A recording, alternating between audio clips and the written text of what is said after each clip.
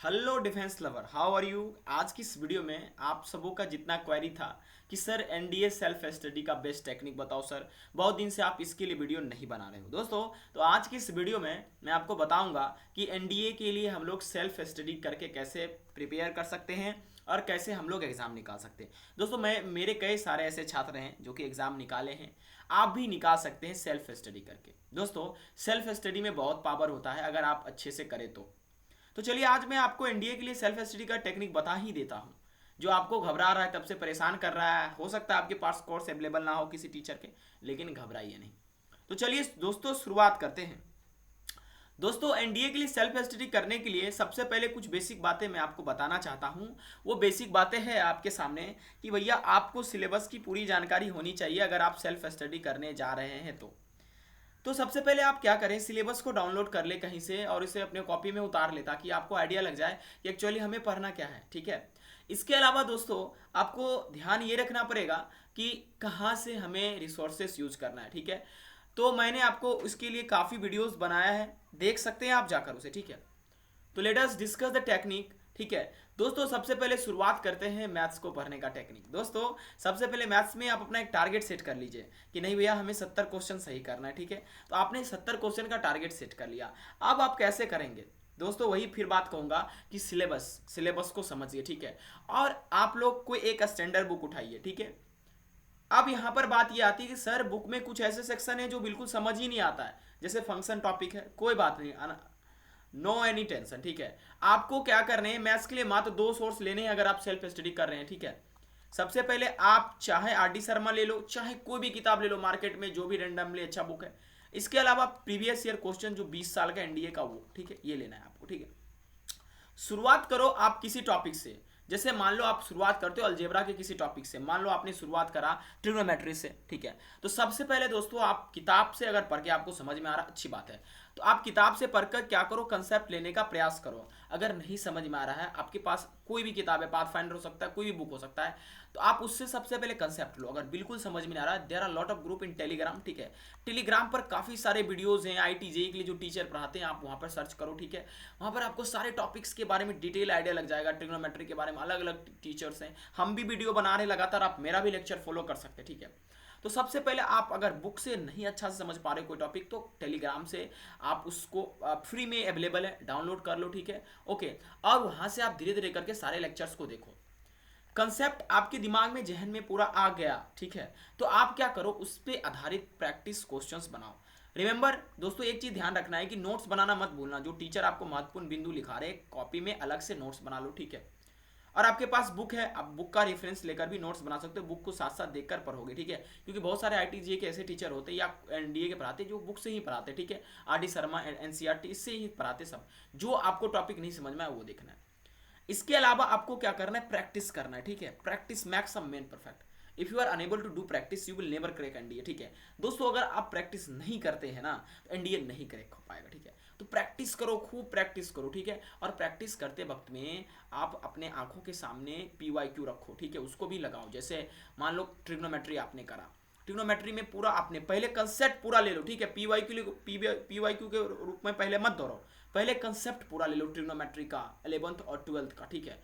पूरा जब कंसेप्ट आपके पास अवेलेबल होगा तो आप लॉट ऑफ प्रैक्टिस पहले कर लो। ठीक है। चाहे आप बुक से कर सकते हो, चाहे आपको जो टीचर रेफरेंस दे रहे हैं उससे कर सकते हो। ठीक है। उसके बाद जब आपको लगेगा नहीं मैं ट्रिग्नोमेट्री में अच्छा हो गया हूं, तो पिक पीवाईक्यू। पीवाईक्यू लीजिए और उसमें भी आपको दो चीज़ें ढूंढनी है। ठीक है। एक भैया फिक्स पैटर्न और दूसरा डायनेमिक। जी हाँ दोस्तों, कुछ क्वेश्चन ऐसे आते हैं जो उसी पैटर्न पे आते हैं, बस 2 के जगह 4 लिखा रहता है, 6 के जगह 8 लिखा रहता है। इस तरह के क्वेश्चन को एक अलग कॉपी में लिखो। ठीक है। और उसको नोट्स बना लो और उसको दिमाग में मगअप कर लो मेरे दोस्त। मगअप इन सेंस की आपको कोई पूछे तो फटाक से you are able to answer. ठीक है। उसके बाद डायनेमिक पे आप वर्क करो, इतना आपको काम करना है। इसके अलावा आप ट्रिक ट्रिक भी ढूंढो। ट्रिक में बहुत तरीका हो सकता है, ऑप्शन से जाओ।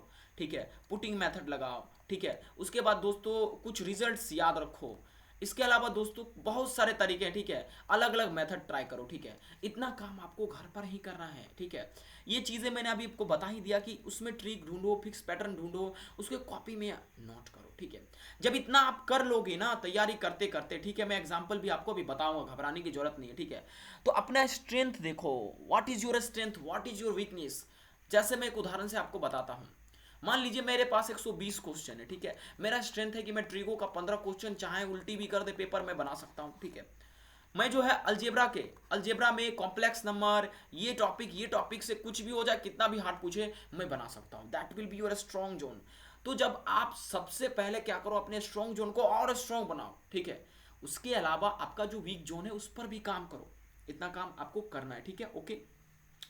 ये आपका प्रोसेस है सेल्फ स्टडी का, ठीक है, ओके। अपने स्ट्रेंथ को पहचानो, अपना वीकनेस को पहचानो। Sir how to know what is my strength and what is my weakness, ठीक है। वेट अंटिल, देखो सबसे पहले एक काम करना है, सिलेबस कंप्लीट करके ही मॉक्स लगाना, ठीक है। आप इंडिविजुअल मॉक्स अगर अवेलेबल है तो लगा सकते हो, ठीक है। इंडिविजुअल मॉक्स के लिए PYQ इनफ है, ठीक है। हर एक चैप्टर का सेग्रीगेट करके दिया गया रहता है बुक में, ठीक है। चलो अब आगे चर्चा करते हैं, ठीक है। देखो मान लो ये आप हो, ठीक है, एक उदाहरण बताता हूँ। तो सबसे पहले आपने लेक्चर देखा, ठीक है। लेक्चर के बाद आपने दो चीज दिखा कि भाई विटेज किस टॉपिक का क्या है, टॉपिक क्या पढ़ना है। लेक्चर में आपको दो चीज देखना है, क्या तो विटेज क्या है उस टॉपिक का, और टॉपिक हमें क्या पढ़ना है, ठीक है। इसके बाद प्रैक्टिस करो जितना करोगे। उसके बाद चैलेंजेस, ठीक है, ये आपको एक्सेप्ट करने हैं। इसके अलावा अब आते हैं कि हम कैसे पहचाने कि हमारा घर पे बैठ के एक स्ट्रॉन्ग जोन क्या है। टीचर भी आपको नहीं बता सकते आपको स्ट्रॉन्ग जोन का है, you are only responsible for your strong zone and weak zone, ठीक है। तो सबसे पहले दोस्तों आप क्या करो, ध्यान से समझो, स्ट्रॉन्ग जोन और वीक जोन को कैसे पहचाने। मॉक्स लगाओ। मॉक्स का मतलब सर टेस्ट पेपर लगाइए।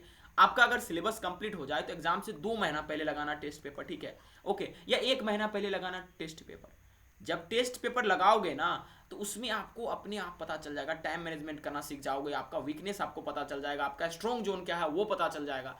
इस तरह से आपको क्या करना है, अपने आप को दोस्तों ढालना है। सेल्फ स्टडी का यही सबसे बेस्ट तरीका है। मॉक्स लगाने के बाद छोड़ नहीं देना, कम से कम मैथ के कम से कम 50 मॉक्स जरूर लगाना, ठीक है। ये 50 मॉक्स मिलेगा कहाँ से भाई, ठीक है, फ्री में कैसे मिलेगा। तो एनडीए का PYQ कहाँ से लेकर 2010 से लेकर 21 तक, ठीक है, कम से कम 20 PYQ ये हो जाएगा।